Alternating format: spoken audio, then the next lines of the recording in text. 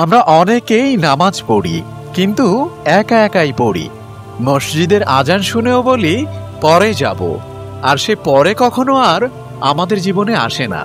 অথচ রাসূলুল্লাহ সাল্লাল্লাহু আলাইহি ওয়াসাল্লাম বলেছেন, একা সালাত আদায়ের চাইতে জামায়াতে সালাত পড়ায় ২৭ গুণ বেশি সওয়াব রয়েছে। ভেবে দেখুন, একা পড়ার চেয়ে জামাতে পড়লে ২৭ গুণ বেশি সওয়াব। আল্লাহ নিজে বাড়িয়ে দিচ্ছেন আপনার পুরস্কার, শুধু আপনি একসাথে দাঁড়ানোর কারণে। পবিত্র কোরআনে সূরা আল বাকারার ৪৩ নম্বর আয়াতে মহান আল্লাহ বলেন, তোমরা নামাজ কায়েম করো, যাকাত দাও এবং রুকুকারীদের সাথে রুকু করো। অর্থাৎ আল্লাহ চান তার বান্দারা একা নয়, বরং একসাথে কাঁধে কাঁধ মিলিয়ে বিনয়ের সাথে তার সামনে দাঁড়াক। জামায়াতে নামাজ শুধু সওয়াব নয়, এটি মুসলিম ঐক্যের প্রতীক ও ঈমানের চিহ্ন। তাই আজ থেকে আজান শুনলে দেরি করবেন না।